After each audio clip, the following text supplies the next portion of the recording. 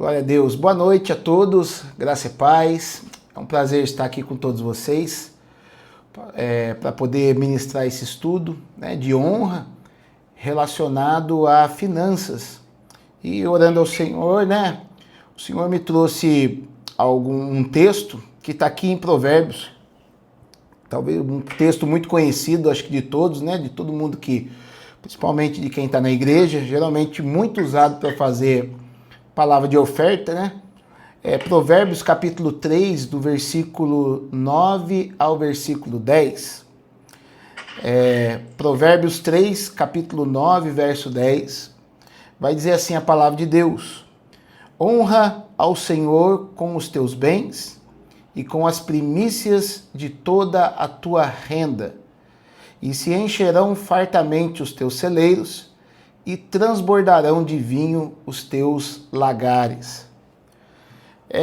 Esse texto aqui ele é poderoso, apesar de, às vezes, né, nós não explorarmos, né, como deveríamos explorar esse texto, mas eu creio que o Senhor vai nos dar graça nessa noite para a gente poder mergulhar. E aqui, diante desses dois versículos, existem coisas preciosas que a gente vai poder agora, né, olhando com uma lupa, a gente vai poder entender melhor, né? Antes de tudo, a gente precisa definir, como a gente vai falar de honra, né, honra com relação a finanças, primeiro a gente precisa definir o que é honra, né? Porque às vezes o termo honra ele é algo muito vago, né?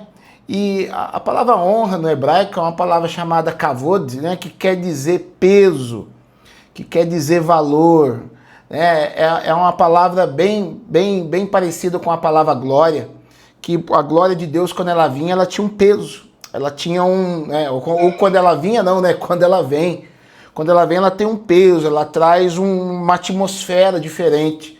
E a honra nada mais é do que algo parecido com isso, né? Então, a honra é o peso, ou o valor, ou a reverência que nós damos a alguém. Pelo menos nós, que somos filhos de Deus, nós honramos a alguém, nós honramos pessoas. Existem pessoas que infelizmente não entenderam o conceito de honra, e existem pessoas que honram coisas.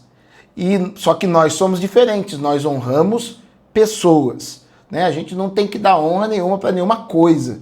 A gente dá honra para pessoas. E nós, né, podemos, uma coisa é certa, né? Nós podemos usar coisas para honrar pessoas. Porém, nós nunca podemos usar pessoas para poder honrar coisas. Tem gente que perdeu esse sentido, né, de honra, e às vezes se deixou levar pelo materialismo, às vezes se deixou levar por uma cultura, de buscar somente coisas terrenas, e às vezes a gente vê pessoas se utilizando, né, de outras pessoas para poder honrar, né, poder honrar os seus compromissos, ou poder honrar o carro que ela tem, para poder manter a casa que ela tem, e isso não é correto. Nós que somos filhos de Deus, nós aprendemos que a honra é justamente algo a ser feito, um peso, um valor, uma reverência que nós damos, né, em primeiro lugar para Deus. Em segundo lugar, nós podemos também, né, honrar pessoas, nós podemos também olhar para uma pessoa, qualificar aquela pessoa como uma pessoa de sucesso, qualificar aquela pessoa como uma pessoa de bênção. Tudo isso, né, essa expectativa positiva que nós colocamos em pessoas é honra. Sabe, a honra ela é também uma expectativa positiva que nós colocamos em uma pessoa. Então nós vamos ver até mesmo, né, na história de Jesus, nós vamos ver que Jesus ele foi um jovem que cresceu ali na cidade de Nazaré, apesar de ele ter nascido em Belém, mas a sua infância ele viveu toda em Nazaré. E quando Jesus agora ele começa a operar no seu ministério, ele começa agora a operar milagres e as pessoas começam a ficar espantadas pelo nível, né, de evolução que ele teve em Deus. E algumas daquelas pessoas que viram Jesus quando pequeno começam a dizer: ele não é o filho do carpinteiro, ele não é o irmão do Judas, né, não é o irmão do Simão. E vai dizer que ali em Nazaré, Jesus ele não pôde, não é que ele não quis, ele não pôde efetuar muitos milagres, apenas algumas curas. Né? Por quê? Porque nós entendemos que todas as vezes que nós não honramos alguém, nós desqualificamos o que aquela pessoa pode entregar sobre as nossas vidas. E isso é muito perigoso, porque nós nascemos para honrar uns aos outros, porque eu vou honrar o Fernando porque o Fernando ele tem aquilo que eu não tenho. O Fernando me honra porque eu carrego aquilo que talvez ele não carregue. E nessa caminhada, nessa comunhão, onde cada um apresenta a sua fraqueza e cada um apresenta o seu ponto forte, nós vamos crescendo em família espiritual e honrando a Deus que nos criou e que criou tudo aquilo que nós carregamos, sabe? Então, nós precisamos entender algo. Com relação ao Senhor, se não formos capazes de nos integrar se não formos capazes de nos entregar integralmente a Deus, nós teremos sérias dificuldades em honrar a Deus com as nossas coisas. Então ninguém vai conseguir honrar a Deus com as suas coisas se, em primeiro lugar, ele não se entregar integralmente a Deus. Sabe, uma palavra que me marca muito nas Escrituras é a palavra para que a gente seja íntegro. Nós vamos ver que essa palavra integridade era uma característica de Jó. Não à toa, Jó era o homem mais rico daquela época. Por quê? Porque dentre as várias qualidades, né, a palavra de Deus vai dizer que ele era reto, só que também ele era íntegro, temente a Deus e se desviava do mal. Essa integridade, o que quer dizer? Quer dizer que Jó ele era inteiramente entregue a Deus. Não havia reservas na vida de Jó que ele não entregou para Deus. Sabe, muitos de nós, às vezes, nós dizemos que entregamos a nossa vida para Jesus, mas em alguns aspectos, né, às vezes nós podemos não estar vigilantes nisso, em alguns aspectos nós podemos estar falhando pelo fato de não entregarmos aquela determinada área ao Senhor. E uma das áreas que muito as pessoas têm dificuldade de entregar integralmente ao Senhor, né? Acabou virando até aqui um trava-línguas, né? Entregar integralmente, né? É a área financeira, é a área dos seus bens. Ela não tem problema, né, de poder ir lá fazer algo na igreja, ela não tem problema para poder passar um estudo, ela não tem problema para um jejum, ela não tem problema para uma oração. Mas na hora que se fala no envolvimento dos seus bens para poder honrar a Deus, aí a coisa parece que encavala. Aí parece que a coisa fica um pouco mais difícil, sabe? O que isso acusa? O que isso aponta na nossa vida? Que talvez, né, não haja uma entrega integral ao Senhor, né? Nós entregamos parte, nós levantamos a mão, dizemos que entregamos a nossa vida para Jesus, mas porém nós não entregamos a nossa vida financeira, nós não entregamos a nossa vida monetária, né? Situação oposta a isso, nós vamos ver em 2 Coríntios, capítulo 8, do versículo 3 ao versículo 5, ali Paulo ele escreve sobre um momento que aconteceu onde eles entregaram as suas ofertas, né?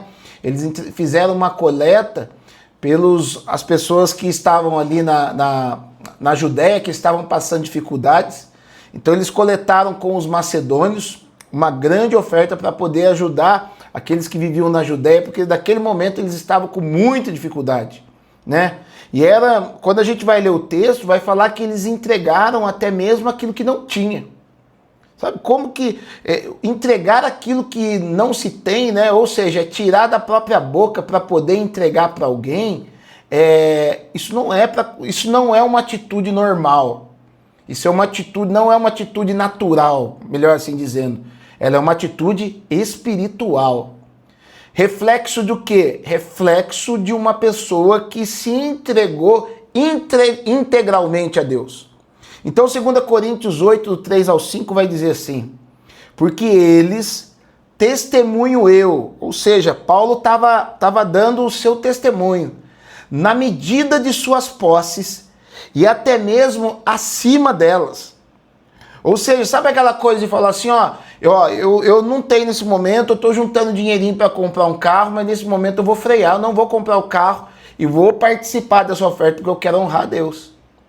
Então, mesmo acima delas, se mostraram voluntários, pedindo-nos com muitos rogos, ou seja, pedindo pelo amor de Deus. Rogar É um pedido sabendo que já tem um não. Então Paulo estava falando, não precisa chegar nesse aspecto não. Os caras estavam falando, pelo amor de Deus, eu quero participar disso. Cara, imagina você chegar num dia para fazer uma palavra de oferta, né? E antes de você começar a falar, as pessoas já virem à frente e falar, pelo amor de Deus, me permita ofertar o meu melhor, sabe? Com muitos rogos, a graça de participarem da assistência aos santos. Agora, olha que incrível esse versículo número 5. E não somente fizeram como nós esperávamos, mas também deram-se a si mesmos, primeiro ao Senhor, depois a nós, pela vontade de Deus. Ou seja, eles superaram as expectativas. Uma pessoa que vive baseado numa vida de honra, ela é uma pessoa que supera expectativas. É isso que o Senhor espera de nós. Nós vamos ver, né, Jesus mesmo falando que nós somos chamados de servos inúteis quando nós fazemos somente aquilo que nos é mandado. Ele vai falar de um servo excelente. O servo excelente é o servo que supera expectativas. Nós precisamos deixar uma vida daquilo que somente aquilo que nos é o dia a dia, nos é o corriqueiro, para sermos pessoas honrosas, e mostraremos isso quando nós superarmos as expectativas. É lógico que de Deus nós nunca vamos superar as expectativas de Deus. Deus não se surpreende com o nosso desempenho. Porém, né, diante dos nossos líderes, diante de quem caminha conosco, até diante dos nossos liderados, é muito importante a gente adotar uma cultura de honra de tal maneira que nós venhamos a superar as expectativas. Sabe? Nós vivemos em um mundo, gente, cujos bens, ou seja, as coisas materiais, fazem parte da nossa vida. Então não tem como a gente falar, né, que bens materiais não são importantes para nós. Isso seria uma mentira da nossa parte. Todo mundo precisa de uma casa, todo mundo precisa de um carro, todo mundo quer comer bem, todo mundo quer ter uma proteína para poder comer no dia a dia, todo mundo quer ter o seu arroz e feijão, todo mundo quer ter o lazer com a sua família, sabe? Isso faz parte daquilo que rege a nossa vida nessa terra, sabe? Nós vivemos num mundo material, porém não precisamos ser materialistas. Nós vivemos num mundo material, mas nós não precisamos ser materialistas. Quem que é o materialista? É o que é dependente disso, é o que é fissurado por isso. Mas nós entendemos que nós precisamos conviver com isso. Então não adianta a gente romantizar essa coisa de, né, eu não preciso dos bens. Precisamos sim, sabe? Mas a gente precisa saber a relação que nós temos com relação a esses bens, sabe? Então romantizar, né, a questão dos bens é achar que nós viveremos sem esses bens. Isso aí não vai existir. Existe às vezes, né, na teologia franciscana, onde uma pessoa entrava para a religião, ela tinha que deixar ali todos os seus bens, né? Uma vez eu estava conversando com aquele povo Hare Krishna, que tem uma comunidade aqui perto da nossa cidade, onde eles dizem que quando eles entram para essa comunidade, eles têm que fazer o voto de pobreza, eles têm que se abster de tudo aquilo que é material. Não foi isso que Deus deixou para nós, muito pelo contrário, sabe? Porque não é pecado nós termos bens, pois o próprio Deus disse nesses dois versículos que nós lemos ali em Provérbios 3, né, capítulo 9 e 10, o próprio Deus diz que nos vai dar bens, tá? Porém, é pecado os bens nos ter. Então não é pecado você ter bem, o problema é o bem ter você. Isso é uma desonra a Deus. Isso são declarações implícitas que nós vamos estar dando a Deus quando a gente vive dessa maneira, dizer que Deus não é suficiente na nossa vida. Então isso é muito perigoso, sabe? Então, quando entramos, né, no nível de entregarmos a nossa vida por completo a Deus, quando nós entramos nesse nível de integridade a Deus, porque quando a gente fala de integridade, logo nos vem o pensamento somente de aspectos morais, né? Ah, o fulano ele é íntegro, ele não trai a mulher, ele não fala palavrão, ele não rouba ninguém. Beleza, isso faz parte da integridade, só que não é toda a integridade. A integridade bíblica é nos entregarmos por completo a Deus. Então, quando a gente chega no nível de nos entregar completamente a Deus, né, de poder, eu falo que às vezes está surgindo uma classe de louvores nos dias de hoje, que se a gente parar para poder refletir naquilo que nós estamos cantando, e se a gente tem certeza que Deus está recebendo isso, nós estamos num compromisso bem intenso com Deus, porque uma das músicas que aquela banda Drops canta, né, e às vezes talvez já tenham cantado nas igrejas, né, é onde ele vai falar, tudo que eu tenho é teu, Cristo, né? Então, será que realmente tudo que nós temos é do Senhor? Será? Então, a gente precisa parar para refletir, né? E é lógico, devemos cantar isso sim, mas desde que isso seja uma verdade na nossa vida, sabe? Então, quando nós entramos no nível de entregar a nossa vida por completo, honrar a Deus com os nossos bens vai se tornar algo totalmente natural. Sabe aquela coisa espontânea, aquela coisa natural, aquela coisa que flui, aquela coisa que você não consegue segurar? Por quê? Porque Deus não nos chamou para ser represa. Deus nos chamou para sermos rios de águas vivas. Ninguém foi chamado para ser represa. Sabe? Quando a gente olha nas Escrituras, a única represa que tinha ali era uma represa que tinha ali que não desaguava em lugar nenhum, era o Mar Morto. Ou seja, um lugar onde não tem vida, um lugar onde, né, só tem sal, um lugar onde não nasce nada. Nós não fomos chamados para ser Mar Morto, nós fomos chamados para ser Rio Jordão. O Mar Morto não tinha nada que brotasse nele, o Rio Jordão não, por onde passava ele ia deixando vida, né? Vinha lá de cima do Hermon, derretia aquela neve, ela vinha causando uma revolução por onde passava, trazendo vida, passando ali, não à toa que o nome Jordão é chamado aquele que desce. Ou seja, é aquele que se humilha, é aquele que entende que é dependente de Deus. Então, gente, qualquer coisa, se vocês quiserem perguntar, vocês levantam a mão, tá? No princípio, para a gente poder entrar nesse nível de entrega a Deus, né? Vai ser dolorido, sabe? No princípio vai ser dolorido para nós a gente viver uma vida de plena entrega a Deus, de poder dar para Deus tudo aquilo que Ele nos pediu e talvez algumas coisas que a gente sente que a gente tem que dar. No começo vai ser dolorido, por quê? Porque a nossa carne, ela é apegada à matéria, a nossa carne, ela é materialista. Mas como tudo no mundo espiritual, sabe? A partir da prática, nós rompemos essa bolha que nos prende de honrarmos a Deus com as melhores coisas que temos.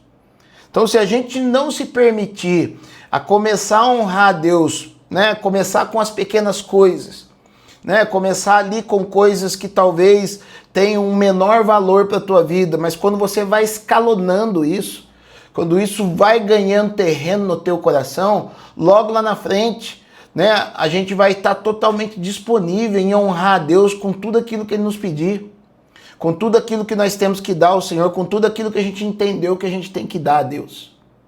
E sabe, dar a Deus não é somente entregar na igreja, dar a Deus é a gente alcançar o próximo também. Quando a gente está dando para o próximo, a gente está ali, né, honrando a Deus com os nossos bens. Sabe, é aqui que uma das anotações que eu coloquei aqui, né? Nem sempre honrar a Deus com os bens será dar o bem ao Senhor, mas fazer bom uso de tal modo que esse bem glorifique o nome do Senhor, tá?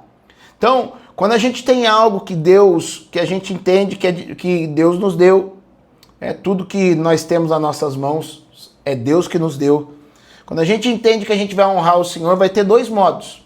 Um é entregar, né, entregar aquilo para Deus. Outro também, né, é fazer bom uso daquilo que Deus nos deu, para que o nome do Senhor seja glorificado. Então, vamos lá, por exemplo, o Senhor te deu um carro, né? Como que você honra Deus pelo carro que Ele te deu? Você cuidando desse carro. Deus te deu uma família. Como que você honra Deus pela família que Ele te deu? Fazendo o quê? Cuidando da sua família, fazendo com que a sua família prospere, trazendo um ambiente espiritual para a tua família, de tal maneira que o nome do Senhor seja glorificado. Então perceba que a honra não é somente naquilo que nós damos, a honra também ela vem da maneira como nós usamos aquilo que Deus nos deu. Sabe? É muito importante a gente ter isso. O empresário, por exemplo, vamos dar um exemplo do empresário. Ele não honra a Deus somente entregando seus dízimos e as suas ofertas e as suas primícias. É muito mais profundo, sabe? Mas ele também fazendo do seu negócio uma plataforma de lançamento para que outras pessoas possam empreender. Então, ele quando está ali ensinando as pessoas a empreender, quando ele está ali colocando funcionário, ensinando o funcionário a fazer, investindo na vida de pessoas, ele está honrando a Deus com aquilo que Deus deu para ele. Ele está fazendo bom uso, ele está tocando a vida de outras pessoas. Então perceba como a honra ela é muito mais profunda do que às vezes a gente pensa. Quando a gente começa a mergulhar nesse texto, sabe? Há algo que antecede a honrar e, consequentemente, a obtenção de bens. Existe uma coisa que antecede na nossa vida, né, o honrar e a obtenção dos bens. Sabe, para a gente poder obter bens, para que a gente possa obter honra, existe algo que acontece antes disso. Porque ninguém consegue fazer nada para Deus com aquilo que não tem. Então, se eu não tenho honra, como que eu vou honrar a Deus? Se eu não tenho bens, como que eu vou honrar a Deus com os meus bens? Se eu não recebo nada, como que eu vou ter primícia para dar para Deus?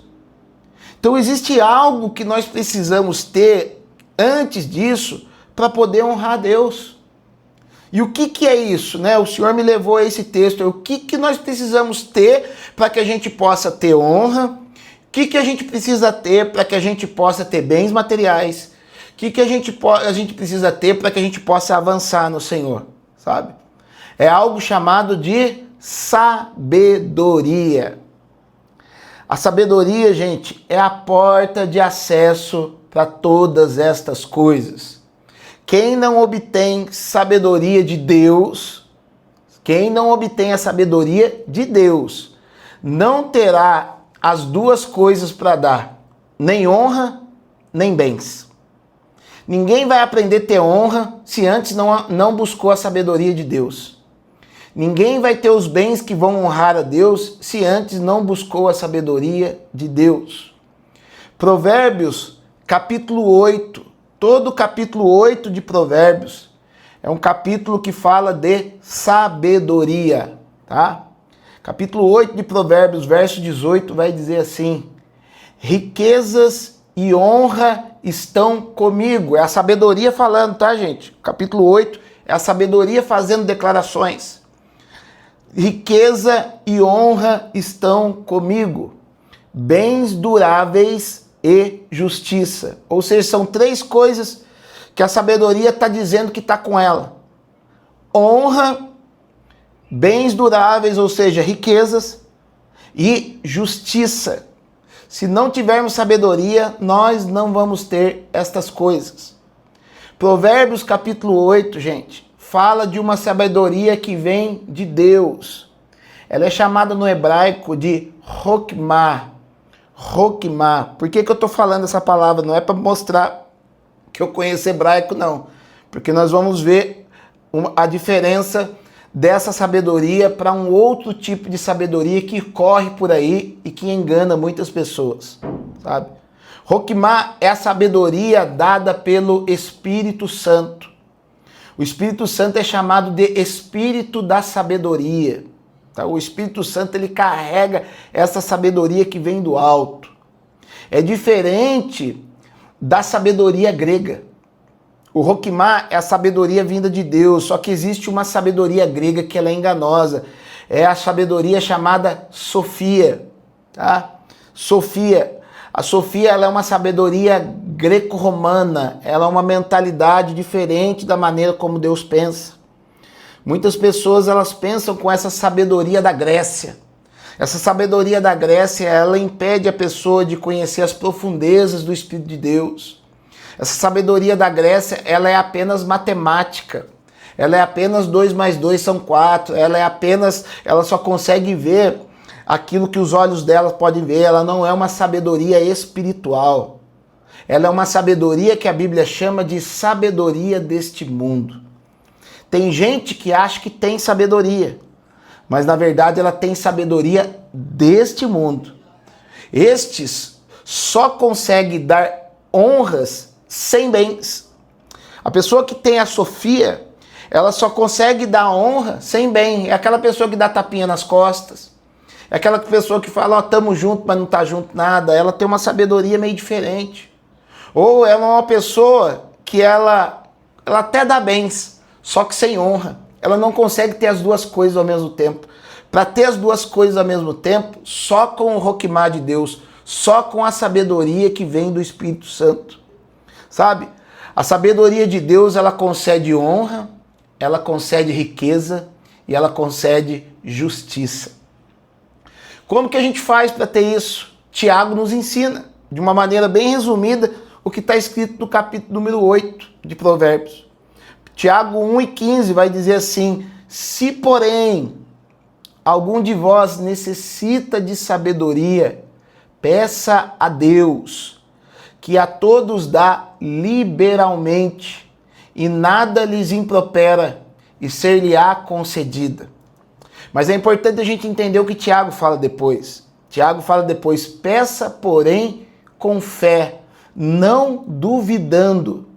Tem muita gente que está pedindo sabedoria de Deus, sabe? Exatamente, é isso aí, Jocélia, Roquimá, é isso aí. A maneira de falar é Roquimá. Se escreve Choquimá, tá? É uma transliteração, mas a maneira como a gente fala é Roquimá, tá? Tem muita gente que está pedindo sabedoria para Deus, sabe? Só que não está pedindo com fé. Como que é com fé? Obedecendo as Escrituras, obedecendo aquilo que está na palavra de Deus. Se uma pessoa ela vai querer buscar sabedoria fora da palavra de Deus, eu vejo gente buscando sabedoria em livros de filosofia. Eu vejo gente buscando sabedoria, né, com a esotérica da rede social. Né? Eu vejo gente buscando sabedoria com esses filósofos famosos que aparecem na televisão que nem creem em Deus. Eu vejo gente buscando sabedoria, né, em homens que estão propagando teologia, porém descartam os dons do Espírito Santo. Gente, a sabedoria não está ali. Nós precisamos pedir com fé. Com fé é o quê? Ela vai falar exatamente, ela vai ir de encontro justamente aquilo que Deus nos deixou, principalmente no Antigo Testamento. Está ali. E nós precisamos, o que é pedir com fé? É permanecer firme naquilo, porque vão querer tirar a gente daquilo. A Roquimá de Deus, ela é inteiramente ligada com a Torá de Deus, com os 5 primeiros livros da Bíblia. Ela está tudo ali, está tudo descrito ali. Infelizmente, alguns homens com mente grega tentam nos tirar dali e nos levar para um tipo de interpretação das Escrituras que não vão trazer sabedoria para a nossa vida e, consequentemente, a gente não tendo sabedoria, nós não vamos ter honra, nós não vamos ter bens e riquezas, nós não vamos ter justiça. Por isso que a gente está vendo muita coisa dentro da igreja. Às vezes a pessoa ela está ali buscando, e ela não avança. Por quê? Porque ela se conectou com a Sofia. Eu vou trazer um texto para você ver como a Sofia é danosa. Mas a Roquimá não, ela nunca vai ser danosa. Nós vamos ver textos na Bíblia onde a Sofia vai ser boa, e nós vamos ver textos na Bíblia onde a Sofia vai ser ruim. Mas nós vamos ver textos na Bíblia onde sempre o Roquimá vai ser bom. Sempre, nunca o Roquimá vai ter uma conotação ruim. A Sofia não, tem hora que ela é boa, tem hora que ela é ruim. Por quê? Porque ela é humana.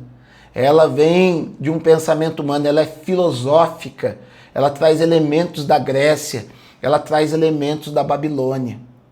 1 Coríntios, capítulo 3, do verso 13 ao 20, 1 Coríntios capítulo 3, verso 13 ao 20, vai dizer assim: porque a sabedoria, ou seja, porque a sofia deste mundo é loucura diante de Deus. O Roquimá não. O Roquimá veio de Deus. Então ela não pode ser loucura. Agora a sabedoria, porque a sabedoria deste mundo é loucura diante de Deus. Porquanto está escrito, ele apanha os sábios na própria astúcia deles. E outra vez, o Senhor conhece o pensamento dos sábios, que são pensamentos vãos. Então, essas pessoas que às vezes a gente está vendo aí, né, na mídia, uma série de coisas, né? Eles têm pensamentos, conforme o pensamento de Deus, são pensamentos vãos. Talvez tenha algum valor para as pessoas que estão assistindo aquilo, porque eles não têm o Roquimá de Deus. Porque a partir do momento que você obtém o Roquimá, essa sabedoria, essas coisas que eles estão falando não vão servir de nada para nós. Entende? Então, oi.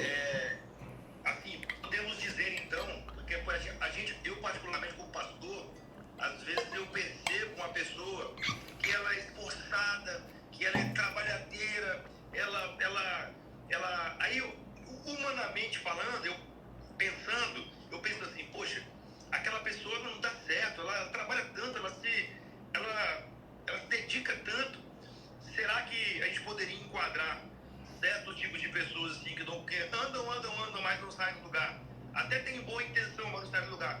Como usando a sabedoria, no caso da Sofia aí. Sim, exatamente. Exatamente. É aquele tipo de pessoa, não sei se você já percebeu isso, Fernando. Não sei se você percebeu, é aquele tipo de pessoa, ela trabalha. Só que ao invés dela ela guardar o dinheirinho dela para ela comprar coisas que realmente ela necessita, ela vai lá, ela compra um tênis que nem um rico compra. Ela vai lá, ela compra um iPhone. Esses dias eu vi até um memezinho no Instagram, onde uma menina ela tava com o iPhone, o último iPhone, fazendo aquela foto em frente do espelho, só que o espelho estava refletindo a parede da casa dela. E a parede da casa dela estava sem reboco. Aí o cara escreveu embaixo assim, né? Tem dinheiro para comprar o iPhone, mas não tem dinheiro para rebocar a casa. É justamente isso, é falta de sabedoria do céu. Tá? Não é nem maldade da pessoa, é falta de sabedoria. Entendeu? E daí as pessoas vão perecendo por causa disso, né?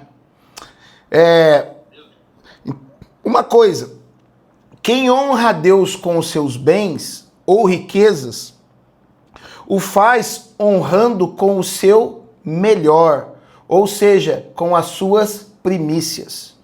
Por isso que o texto que nós lemos lá no começo, Provérbios capítulo 3, verso 9 e 10, vai dizer: honra o Senhor com os teus bens e com as primícias de toda a tua renda. Ou seja, quem honra a Deus, tá? Quem honra a Deus, ele vai honrar a Deus com os seus bens ou riquezas, ele vai fazer isso honrando com o seu melhor, ou seja, com as suas primícias. Por quê? Porque a gente aprendeu que primícias é somente aquilo que vem primeiro. Só que existe algo mais poderoso dentro do conceito de primícias. Primícias, elas não são em primeiro lugar, né, importantes porque elas vêm primeiro. Primícias, elas são importantes em primeiro lugar porque elas têm uma importância como os frutos mais fortes. Esses frutos que eram tirados como primícia, eles não eram tirados somente porque eram primeiro, é porque eram os frutos mais fortes. O fruto que vem primeiro é o fruto mais forte. Ou seja, o que o texto lá em Provérbios está falando? Entrega o que é mais forte para Deus, entrega o que é melhor para Deus. Entrega primeiro, mas esse primeiro é o que é mais forte. Né? Você vai ver num pomar, vai nascer as primeiras frutas, aquelas que são mais fortes, porque elas tomaram mais sol, elas tomaram mais chuva, elas estão numa posição ali naquela árvore, onde elas se nutriram mais, e pelo fato de elas terem se nutrido mais, elas nasceram mais fortes, por isso que elas nascem primeiro. Por isso que a gente entrega isso para Deus. Então quem honra a Deus com os seus bens, o faz honrando com o seu melhor, ou seja, com as suas primícias. Repito, primícias não são importantes porque são os primeiros. Primícias têm a sua importância porque eram os frutos mais fortes. Os mais fortes, gente, eles nascem primeiro. Os mais fortes nascem primeiro. Quando a gente vai ver né, ali naquela passagem da Bíblia onde tá nascendo Esaú e tá nascendo Jacó ali, vai falar que Esaú ele dá de sair, mas daí o Jacó ele puxa ele e sai, porque Jacó era mais forte. Jacó era mais forte, tá? Os mais fortes nascem primeiro. Por isso Jesus, ele é a primícia dos que dormem. Tá lá em 1 Coríntios, capítulo 15, verso 20, vai falar que Jesus, ele é a primícia dos que dormem, ou seja, ele é o primeiro que ressuscitou verdadeiramente. Antes de nós ressuscitarmos, Jesus ressuscitou para a vida eterna. Por que ele é o primeiro a ressuscitar? Porque ele é o mais forte. Porque ele é o mais forte, ele é o primordial, ele é o primeiro homem, ele é aonde se concentrou toda a força do Senhor para poder fazer Jesus, sabe? Isso é importante. Sabe, quando a gente olha para as Escrituras, nós vamos ver que Abel, ele mostrou-se sábio antes de tudo, sabe? Ele mostrou-se sábio antes de tudo e honrado por trazer as suas primícias a Deus. Porque ele trouxe o melhor, ele olhou ali e viu as primícias do seu rebanho, ou seja, qual o gado que qual o primeiro negócio aqui, ó, Gênesis 4, verso 4. Abel, por sua vez, trouxe das primícias do seu rebanho e da gordura deste. Agradou-se o Senhor de Abel e da sua oferta. Ou seja, ele olhou para o seu rebanho, qual que está mais forte, né? Qual que está mais forte? Qual que está mais gordo? É esse que eu vou tirar como primícia. E perceba, lembra que eu falei para vocês lá atrás, sabe? Que honrar é superar as expectativas. Sabe? Olha aqui Abel, olha aqui o detalhe no texto. Abel, ele trouxe das primícias do seu rebanho, ou seja, no rebanho já vem gordura. Quando ele mata ali o rebanho, ele já vem carne, ele já vem gordura, mas vai dizer aqui que ele trouxe das primícias, né, do seu rebanho e da gordura deste, ou seja, ele trouxe, ele não precisava trazer uma gordura separada ali, mas ele separou a gordura, ele fez algo bonitinho ali, ele trouxe algo diferenciado para Deus. Falou, Senhor, tá aqui a carne do meu gado, mas sobrou uma gordurinha aqui para que o fogo, na hora que vier, ele se torne um fogo mais forte. Então aprenda uma coisa, quando você honra a Deus e você supera as expectativas naquilo que você entrega a Deus, o fogo de Deus se torna mais forte sobre a tua vida. Sabe, a gente precisa aprender a honrar de uma maneira, sabe, de falar assim, eu vou fazer o melhor para Deus, eu vou entregar o meu melhor para Deus, eu vou entregar, né, aquilo que me é forte para Deus. Isso é honrar a Deus. Sabe, a gente vai aprender aqui, né, com Caim e Abel, né, duas características importantes. Né, nós vamos ver o homem carnal, que é Caim, aonde ele vai mostrar uma característica da carne. A carne, ela é procrastinadora. E nós vamos ver a característica de Abel, que aponta para o espírito, onde o espírito é aquele que executa na hora. Então, uma das formas onde a gente honra a Deus é a gente entregar para Deus na hora que lhe é devido. Sabe? Muitas pessoas estão deixando de honrar a Deus porque estão fazendo a coisa certa para Deus de maneira errada. Estão deixando para entregar, de querer honrar a Deus no final do mês para ver se sobrou. Ah, se sobrou, eu entrego para Deus. Né? Se eu vou pagar primeiro, vou resolver as minhas coisas primeiro, eu vou matar minhas vontades primeiro. Se sobrar, eu entrego para Deus. Isso é característica da carne. A carne procrastina, o espírito executa na hora certa, sabe? O coração de Abel, gente, ele mostra isso. O coração de Abel, ele estava conectado com Deus, por isso que ele entrega na hora, ele entrega no momento certo. Ele fala, ó, Senhor, tá aqui, ó, não vou passar um minuto. Sabe, eu gosto de fazer isso, né? Geralmente o dia que eu entrego o meu dízimo, as minhas ofertas para o meu pastor, é no primeiro dia do mês. Eu acordo, escovo o dente, tomo água, a primeira coisa que eu faço, eu vou entregar o meu dízimo e as minhas primícias para o meu pastor, porque ali eu sei que eu estou honrando a Deus. É a primeira coisa que eu faço, então eu entrego o que veio primeiro para mim nas primeiras horas do dia, eu não fico procrastinando. Porque se a gente deixar, se a gente for deixar, daqui a pouco eu faço, daqui a pouco eu faço, daqui a pouco eu faço, a gente não faz. A gente não entrega o melhor fruto, nós não entregamos o primeiro fruto nas mãos do Senhor, sabe? Então o coração de Abel estava conectado ao de Deus, sabe? Quando o nosso coração está conectado ao Senhor, a única coisa que a gente vai querer fazer é honrar a Deus com todas as nossas forças, com todos os nossos bens, com todo o melhor da nossa renda, com as nossas primícias, sabe? Oferecer a Deus não teria como não ser a sua primeira e mais excelente oferta. Sabe, quando o nosso coração está conectado com o Senhor, não tem como ser diferente disso. Nós vamos querer entregar logo. Né? Às vezes as pessoas perguntam assim, pastor, né, Deus me mandou dar algo assim, quanto que eu faço? Falo, entrega já. Não fica, se Deus já pediu, né, o seu Isaac, né, a partir do momento que Deus pediu o seu Isaac na sua mão se torna maldição. Isso é muito perigoso. Deus pediu, vai lá e entrega. Tá? Caim, ele era um homem, ele é o retrato do homem carnal.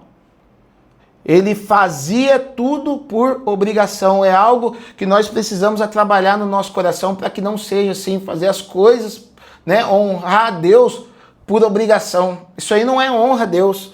Leva o nome de honra a Deus, mas a honra a Deus se dá em primeiro lugar por meio de um coração, por meio de uma entrega em integridade, aquilo que nós falamos lá atrás.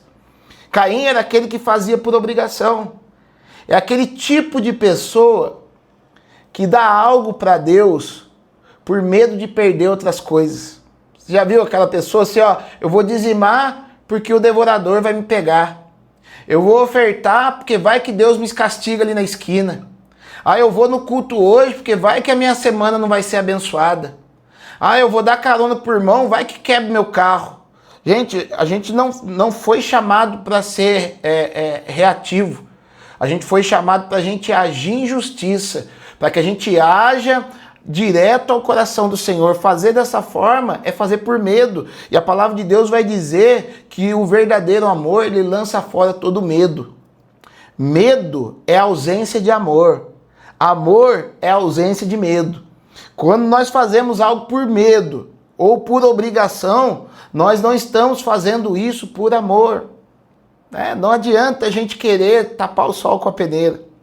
Então quem tem medo de perder algo para Deus é sinal que está se perdendo de Deus. Essa é uma verdade.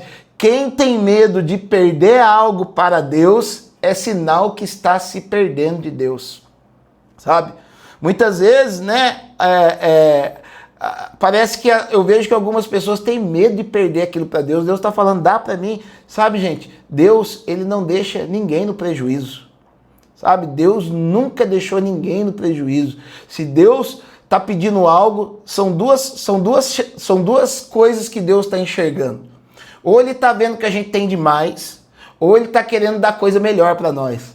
A gente não vê na Bíblia coisa diferente. Quando Deus está pedindo algo para nós, a gente precisa honrar Deus no mesmo instante, porque ou ele está vendo que a gente tem demais e aquilo vai nos contaminar, ou ele está querendo abrir espaço nos nossos celeiros para poder encher com coisa nova. Lembra daquele texto lá de Deuteronômio? Ó, eu vou colocar novas coisas no seu celeiro. Vocês precisam comer as coisas da estação passada para que eu possa colocar as coisas da nova estação. Tem gente que se perde nisso. Tem gente que se perde nisso e acaba não honrando a Deus com medo da nova estação não ter novos frutos. A nova estação não vai ter novos frutos somente se a gente for desobediente a Deus. Sabe, sendo desobediente a Deus, dependendo do nível onde nós estamos, já não é mais uma opção, isso aí não pode ter. Sabe, nós vivemos uma vida de integridade, de obediência total a Deus, sabe?